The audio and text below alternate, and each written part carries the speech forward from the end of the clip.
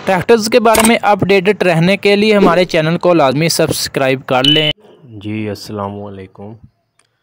जी अलगाज़ी का new Holland 480 बराए फ़रोख्त है। मॉडल 2009 है, ठीक है ना।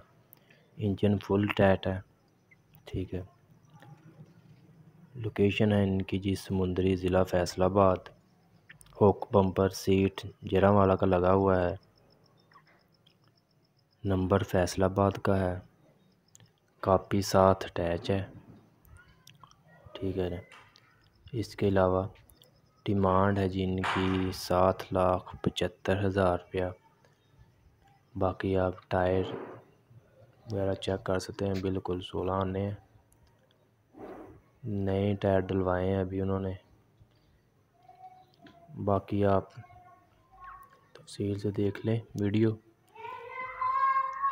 और लोकेशन मैंने आपको इनकी बता दी है, आप वहाँ जाकर ट्रैक्टर की तसल्ली कर सकते हैं अगर किसी भाई को पसंद हो तो। ये आप बाकी देख सकते हैं, शो वगैरह लगी हुई है आगे। शो कलर वगैरह होने वाला है सिर्फ।